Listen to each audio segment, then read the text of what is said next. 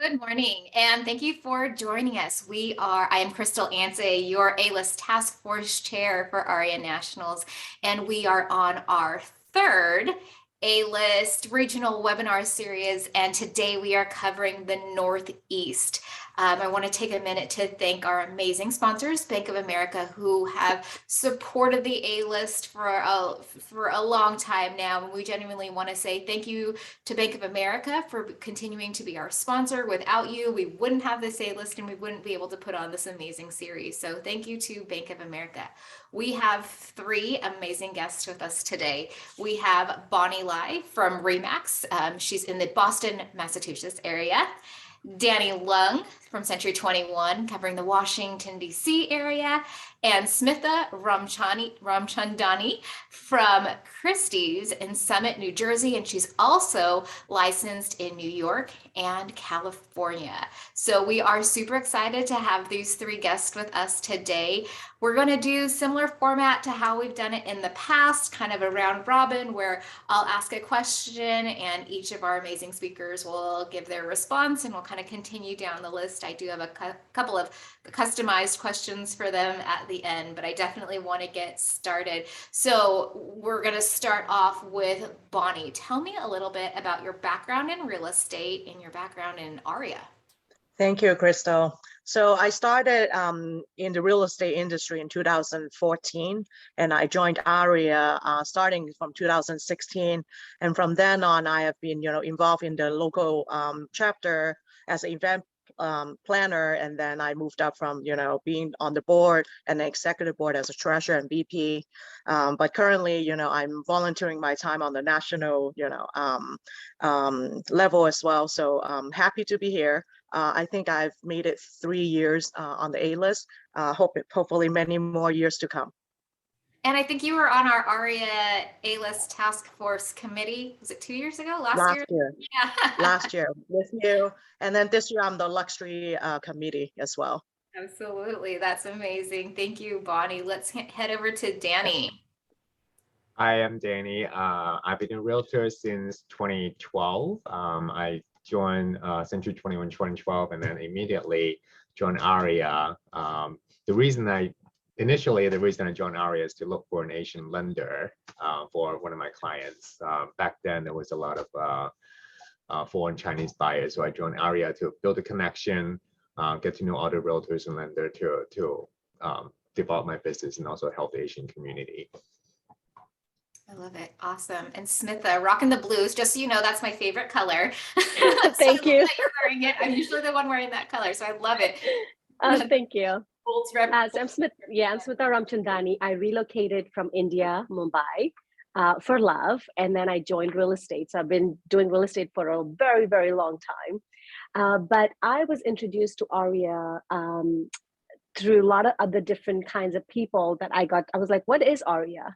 And I got so involved and I fell in love because it was so amazing to see everyone just sharing things and sharing information and helping each other grow, which was really very enlightening to me. And then I ended up becoming a board of director, which we have a rock star board members. And now I'm just like an advisor helping and trying to give up my time as much as I can and volunteer as much as I can. I love it. Man, all the way here. Woo, for love. That's a big move. That's amazing. Okay, so let's chat a little bit about your kind of Asian demographics, where your AAPI clientele, where are they coming from, where are they living? Nothing super specific, but I'd love to hear about, kind of the Asian population in your area. So Bonnie, we'll start with you. Sure. So in the greater Boston area, we have a really big immigrant populations for many generations. But a lot of my clients tell either the international student, who are in Boston and their parents want to purchase a home here, or I get a lot of first generation buyers as well, millennials. They have a really big price range, right? First time home buyer, they started around 300K anywhere up to, like 1.5, because the income level is so, like the gap is so big in Boston. So I pretty much get a lot of different range of buyers. Very cool. Danny, what about you? So initially, at the beginning of 2012, I have a lot of cash buyer from China, just wanted to take the cash out and just buy real estate property in the US. Now the trends kind of reverse. Those buyer who bought homes come back to me and they wanted to sell the home and bring the cash back to overseas. And then right now I have a lot of second generation buyers that are here in the US, moving from other states to DC. DC is very specific because we have people from all over the country come here for political reasons, for the jobs. Every 2 years there's a election cycle and people move every 2 years in and out. So there's a lot of those movements and a lot of API community come to me to help them find a home. I love that, Danny. And you had mentioned that on our prep call the other day where your turnover rate is about every like 2 years, like clockwork. You can reach out to them and they're ready. Yeah. Every 2 years, people move. That's amazing. I mean, that's definitely a different turnover than my area for sure. So that I would definitely, just like you, every 2 years I'd have it programmed in on my CRM to like reach out to them and be like, all right, where are we off to? Where are we off to next? Smitha, what about you? So our area, East Coast, has always been very heavy populated with Asian population, just because the way it is. We're close to Manhattan and it's very close. So last year we had about 11% increase on the Asian population because we have people moving out of different countries moving into New Jersey, New York, but we see a huge growth within the community buying properties.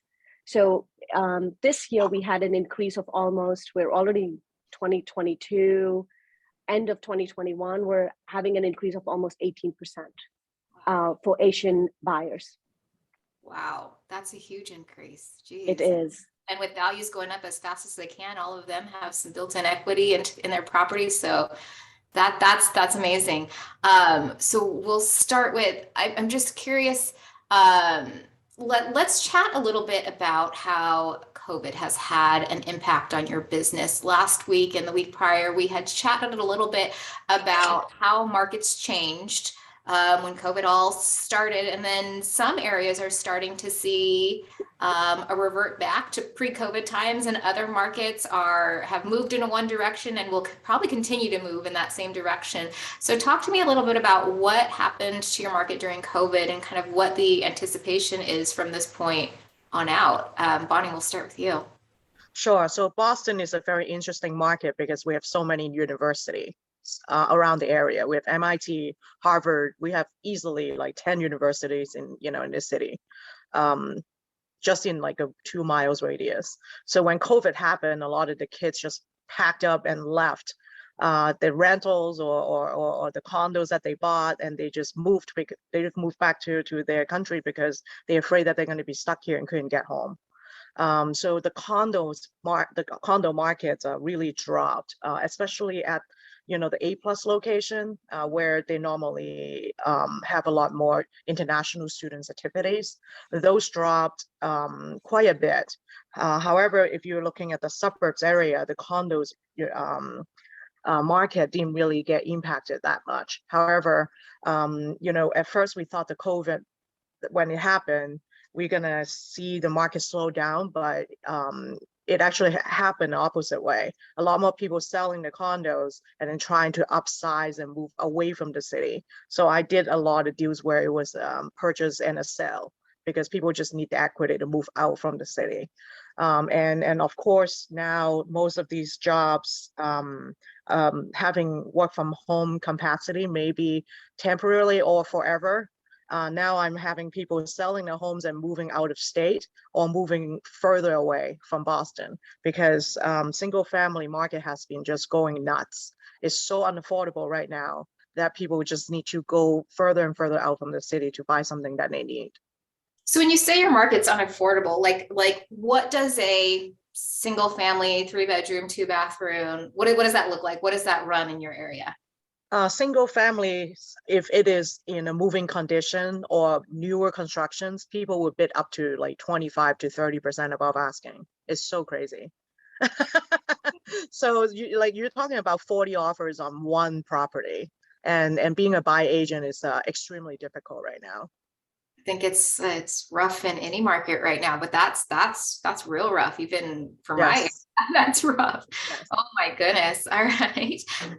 Danny, same question. Well, very similar answer. DC has 4 universities, a lot of international students. We're not gonna repeat what Bonnie said, but on top of that, we have a lot of embassies too. A lot of international people, a lot of international buyers are in DC that are all of a sudden disappeared because of COVID. People are selling because they want to liquidate and bring the money back to the country. So after these 2 years, most of the buyers have, most of the international buyer has disappeared, and almost all buyers are domestic. And those buyers, and during COVID, they moved from condo to the suburb, from DC inside the district into Virginia or Maryland, because they want more space, want more outdoor space. So the condo market definitely took a hit in the past 2 years, but it's slowly, people are slowly moving back to the city because the city is opening back up. They relaxed the mayor relaxed the mask mandate. The bars and restaurants are opening back up. People are going back to work. So we're slowly going back to normal. And then we do have a very hot market today. Like I actually set a listing deadline for noon, and I have 7 offers, and people are calling me to follow up on it. Where they beg. Yeah. Oh my goodness. Yeah, I know. Being a buyer's agent can definitely be very trying at times. Smitha, what about your area? So with Boston and DC, I mean, it's such a vibrant city with always something happening. And but Jersey is not as exotic and not as vibrant. But during pandemic, I think everyone was, of course, in shock. But what we decided to do within about 30 days when that happened, we reached out to all our clients, investor clients, and said, you might be able to pick up some steal here. And we were able to sell some properties just via online, and were able to sell properties and were able to negotiate significantly. And then when people started realizing they need to leave their places, a lot of people from New York mainly just ended up rushing to our area. And there was so much growth possibility because our taxes are the highest in nationally, highest taxes in East Coast, in Jersey. And a lot of the properties were not selling. And all of a sudden, the properties started selling, even though the taxes were 30,000, 40,000, 25,000 is normal for us. And they started selling. So the townhome market was still very strong. The condo market went down a little bit. People were getting out of the apartments, and all of a sudden people had money just to buy. So our market went really crazy. Our market is still very strong. We have 50% less inventory. So single family homes are probably a little less in demand than the actual condo and townhome market right now for us in the suburbs. Interesting. I had this conversation. I have a cousin that lives in New Jersey, and it was the only thing that in California we pay a little bit less than you guys do is taxes. But I mean, other than that, California basically trumps everything else in regards to costs. But yeah, absolutely. But Smitha, you guys definitely have taken marketing and used it to your advantage when it comes to like how to reach out to those investors prior to, right? You were probably one of the first agents reaching out to those investors going, let's try to pick up stuff right now. Like, I know the world is kind of crazy, but let's do it. And I bet your investors are happy that they were on board with that. Oh, they're thrilled. They're thrilled. And now they're selling because they made a profit so quickly that they're like, yeah. I love it. That's absolutely amazing. So in the past 2 weeks, we've been talking about VRBOs, Airbnbs, and what that's done to the market. And in other markets, people can't get their hands on them fast enough. They are, trying to scoop them up, anything and everything that they possibly can. And in the Northeast area, you guys seem to have a completely different take on these Airbnbs and VRBOs. So I'm curious, in your area, what's going on? What's the inside scoop on all of these Airbnbs, VRBOs? Like, are we heading your way for Airbnbs and VRBOs, or, you know, what are you doing to handle this new type of client? So Bonnie, we'll start with you. So Boston is actually Airbnb unfriendly because we have so many condos, and most condos will not allow short-term rentals.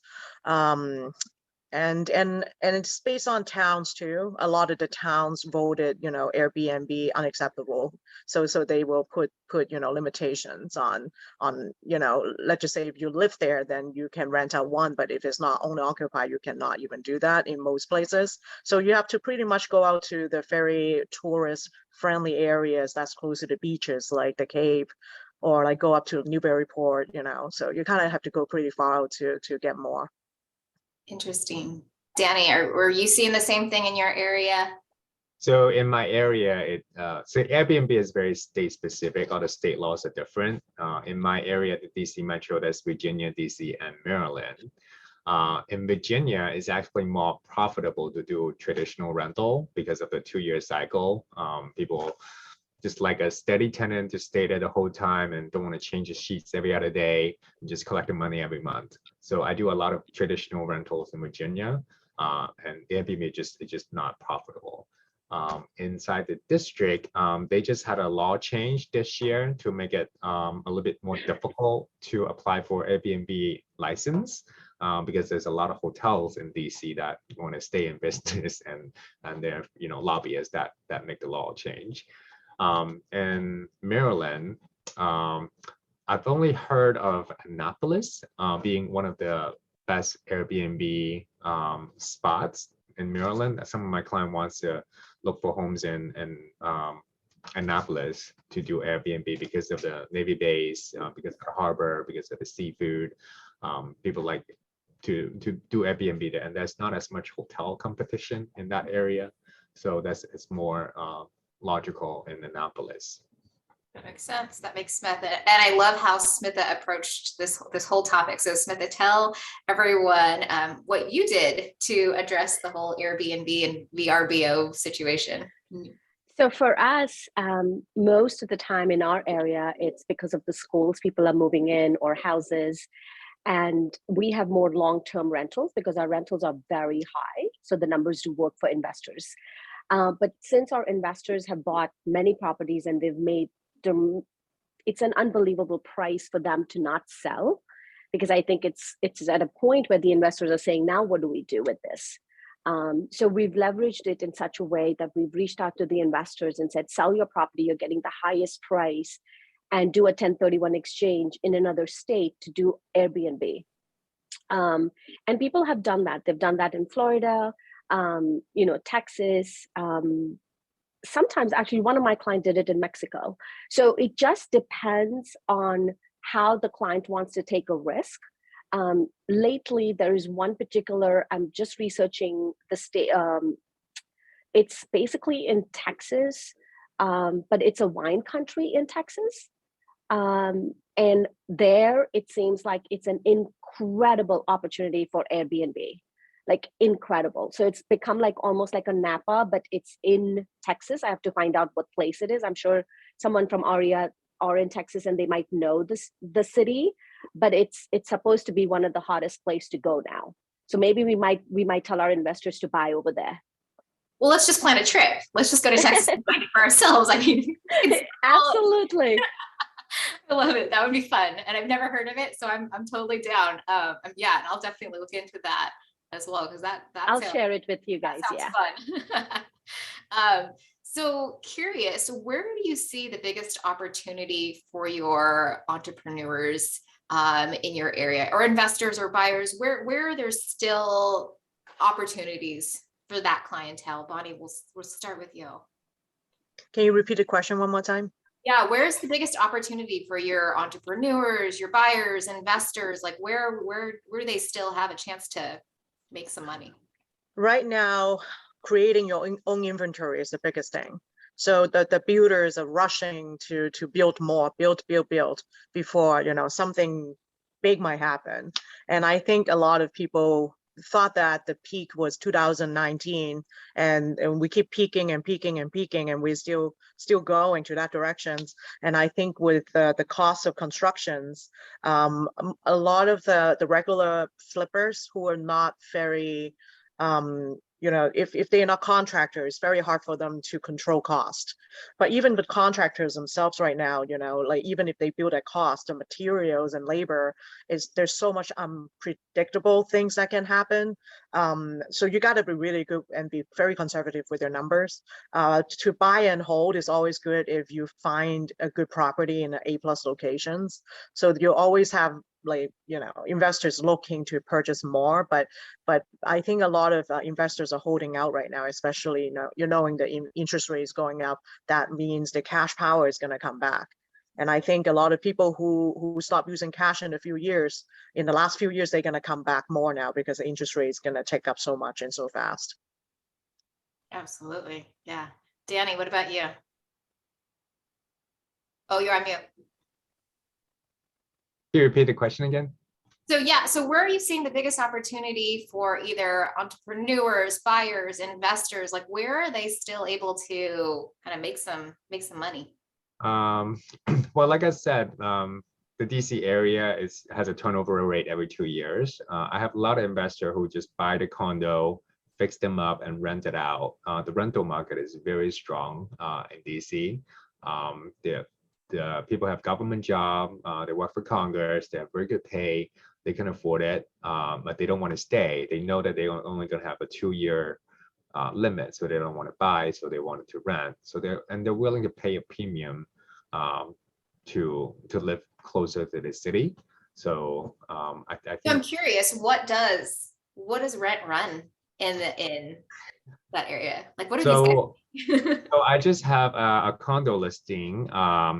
We listed for sale for 300,000, and then we also listed for rent for 2,200. Wow.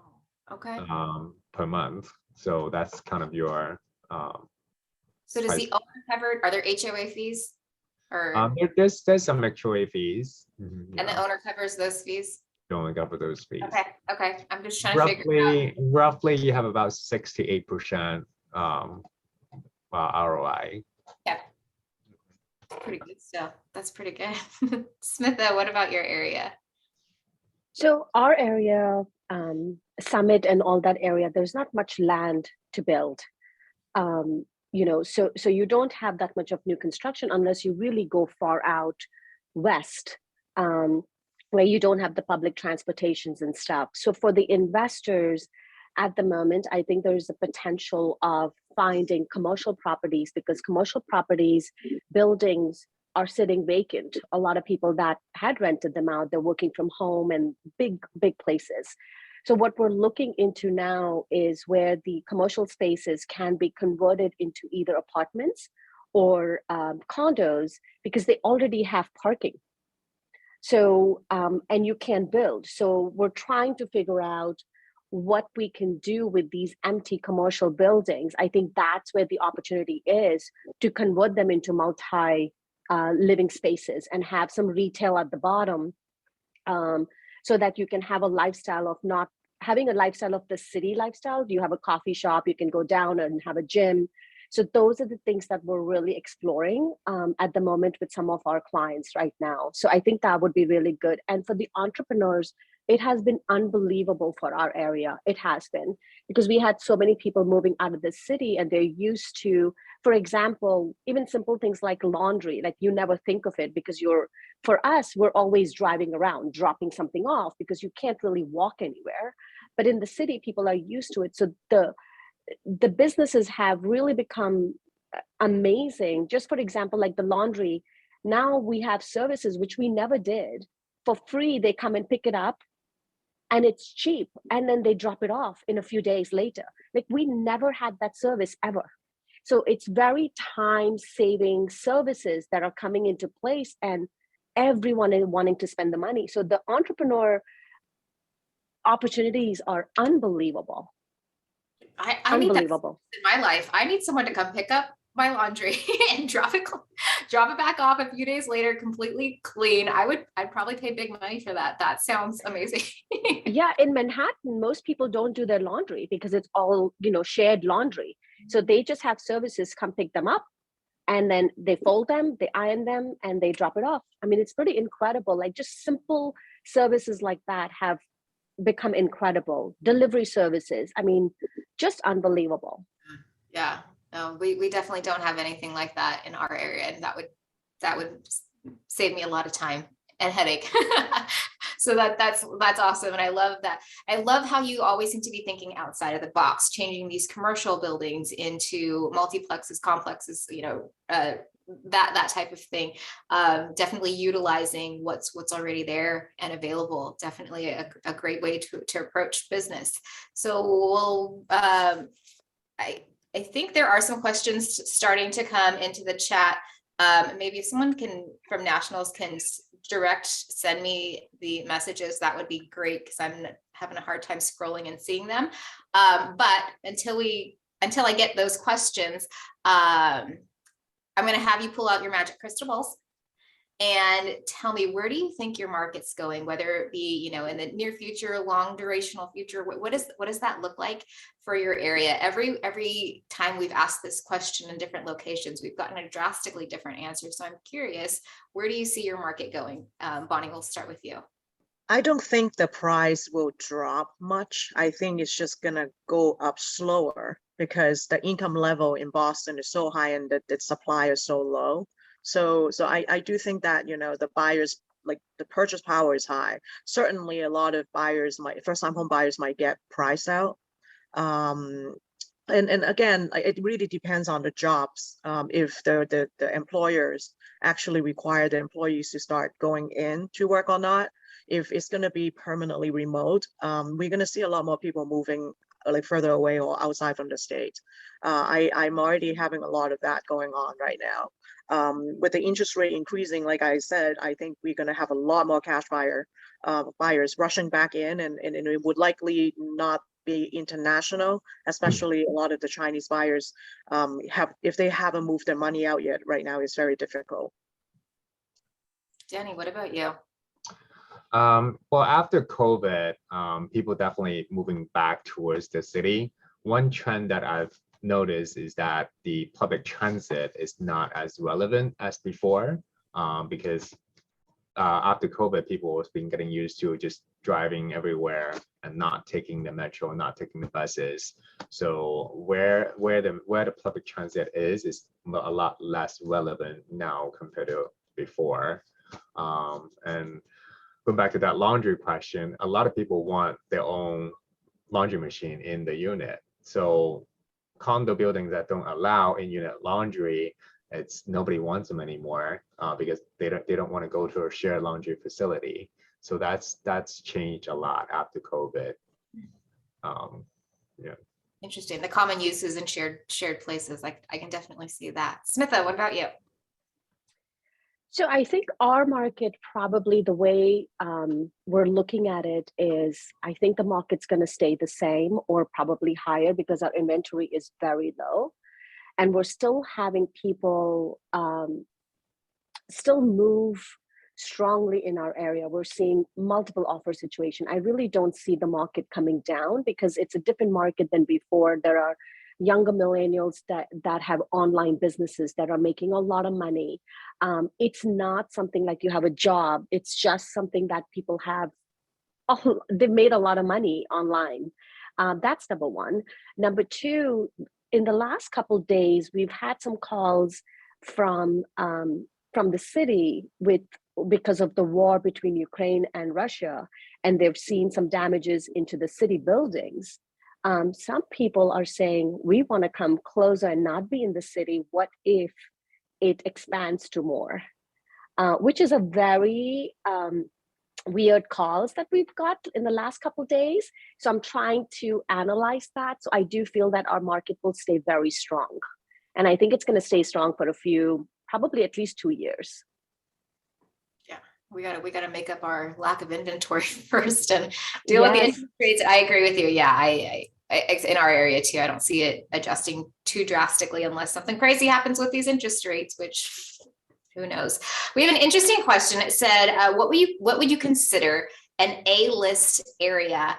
And I don't even know how I would answer that. If any of you guys want to chime in, I don't know, what would you consider an A-list area? What do you mean by A-list area? That was the question that came in. But I think go ahead, Danny. So I think the purpose of being an ARIA and being on the A-list is to have referral business back and forth between cities. So I would say, the whole country is an A-list area. For example, I have clients from every state. I can send referral to Bonnie for Boston or Florida to Smithra.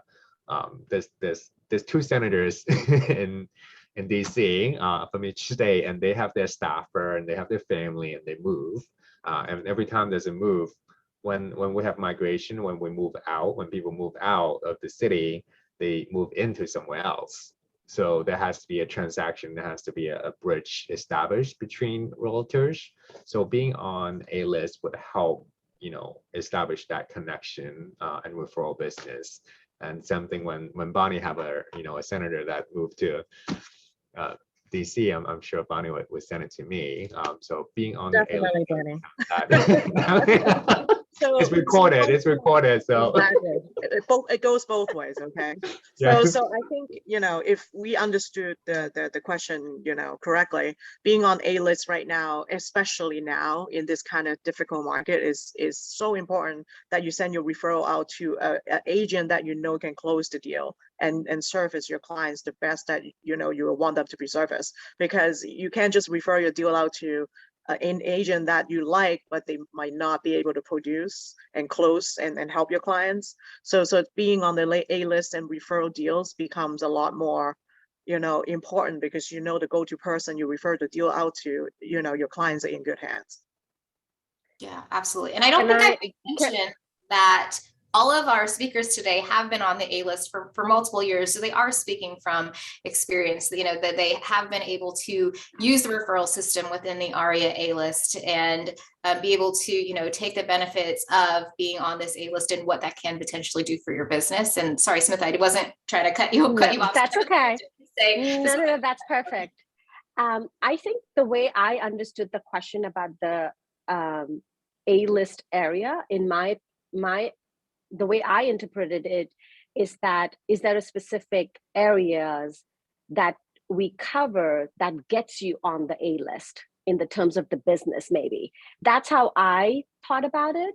So I don't know if that's correct or wrong, but I think it comes down to what you want to do in terms of your marketing and your people that you want to find, and who your avatars are going to be to increase your business, who you are going to feel comfortable with and have confidence, and people will have confidence on you. I think that's where you start your business, and then you come into the A-list because your business grows. And then of course, being referrals with A-list, I think it's pretty important. And we love that. Absolutely. So if anyone is an A-lister but isn't on our Facebook A-list page, definitely make sure you go there, you like it. We do see a lot of referrals going back and forth through agents on there. Lots of great ideas that are shared from other A-listers. So if any of you guys are out there that have ever made the A-list, please be sure to like and follow our ARIA A-list page to meet a bunch of amazing agents from literally around the world. Let me see if we had any other questions. I think we're good. So with that segue, I'm going to thank Smitha, Danny, and Bonnie for giving us all of the amazing insight on your area. And I do want to plug how to apply for ARIA's A-list. So this year, we have drastically changed the way that you apply for A-list. Back in the day, you just submitted your application directly to nationals. Nationals would have to scrub all this data. And it was a ton of work for them. And it was really hard because every MLS, every brokerage had a different way of submitting the data. So we've partnered up with Real Trends this year, and Real Trends is going to be our data scrubber. And they're the ones that are going to be able to help verify all of the stats to make sure that our A-list is as accurate as humanly possible. So we have two different ways to apply. The first way is already live, open, and ready and available for any of our members who have either as an individual done 50 sites or 20 million in sales in 2021. You can go to they just posted the link. You can use that link and go ahead and apply that way if you've made those cutoffs. What that also allows you to do is be eligible for the additional list that Real Trends puts together. They also put together the 1,000 and America's Best Real Estate Professionals. So you have the ability to make those lists as well. We've partnered up, and there are some franchises that already supply all of the data to Real Trends. So if you are a franchisee member of Berkshire Hathaway Home Services, Better Homes and Gardens, Century 21, Coldwell Bankers, Compass, Douglas, Elman, England Voker, ERA, Exit Realty, Intero, Keller Williams, Next Home, Realogy Broker Services, Remax, Sotheby's International, Realty Executives, or Lending RE Agents. We've already got all your data. You don't have to do anything. You don't have to pay the $175. Everything is already in the system, and that's ready to rock and roll. If you are not part of one of those franchised companies and we met the criteria. Sorry, I only listed off the volume for individuals. So individuals is 50 sites or 20 million in sales. Or if you're on a team, you need to have at least 75 sites or $30 million in sales. And if you are not part of one of those franchise companies that I listed off, you can use our link, go to Real Trends. It is $175. This is not money that ARIA collects. This is money that we pay to Real Trends to help us scrub all the data, and you will be entered in to see if you are going to make the 1,000 America's Best Real Estate Professionals or ARIA's A-list. But because we don't want to exclude anyone, and we are trying to do a full encompassing of all of our amazing ARIA members, we have a second way to apply. And these are for the members that are 25 to 49 sites or 10 to just shy of $20 million in sales as an individual agent. You can apply June 15th to July 15th. Or if you're a part of a team, 40 transactions to 74 transactions or just shy of $30 million, you can apply. Same thing, June 15th to July 15th. Same thing, we'll submit all of our data to Real Trends. There's only a $75 application fee at that point, and we anticipate not only being able to compile our list of the top 50 in residential, but also be able to highlight our members from all different regions, right? My goal is to have each chapter have at least one producer and one originator apply. We really want to look at this as an all-encompassing, let's look at where our chapters are at. Let's see where those that are producing high volume are located. And I want to be able to really elevate those in all of the different regions, because I understand that $20 million may or may not be that impressive in the California area versus a whole different region, right? So we want to make sure that we are taking all of our members into considerations with their market and being able to elevate them and get their name out there as much as humanly possible. So please, please, please get out there. Make sure that you are applying for the A-list or talking to your chapter, talking to your members, or if you're one of them, please be sure to apply. The deadline for Real Trends in order to be considered for America's Best Real Estate Professionals and the 1,000 is March 31st. So the end of this month. Yes, we are in March. So the end of this month, they will cut it off, and we want to make sure that as many ARIA members can make those lists as possible. And then, like I said, our second tier, we do cut off at the end of, July 15th. So you have up until July 15th. And then as usual, we make our announcement at nationals, and we get to share all of that information. And we have not forgotten about our originators. You're going to submit your data the exact same way you always have. Send it to nationals, and they will do our data scrubbing for us. We have an amazing committee right now. We are working on different ways that we can compile different lists, whether that be for our originators, for the commercial side of real estate. We're doing our best. It's hard when all these different places and all these different companies have all these different ways of tracking their data, tracking their sales. So if you have any amazing insight, whether it be for the commercial side or the originator side and how best we can collect this data, we would love to have you on our task force. And so definitely reach out to nationals, because we're always looking for some insight. But we are working in the background trying to figure out different ways to not only have the A-list for our originators, producers, but we're working on the commercial side as well. And we're working on different ways to make these lists happen. So if anyone else has any other questions, please let me know. I'm trying to scroll through to see if I've missed any questions. And if I had, we will definitely reach out to you individually to make sure we get those. So one thing is very important, guys. Make sure you renew your membership first, your ARIA membership. If you're not on there, you're not enrolled at all. So, Yes, renew or join us, please. Yes, absolutely. Make sure you are an active ARIA member, because Bonnie is 100% correct. If you're not active when your franchised company submits their data, if we don't see your name on the ARIA list, it will not get submitted. And then obviously, if you're trying to apply further on down the line and we don't see you as an active member, your application gets bumped out. So make sure to check your membership as well. And with that, I want to wish everyone an amazing Tuesday, and we will see you next week. Thank you. Bye. Thank you Bonnie. so much. Thank See you, you. everyone.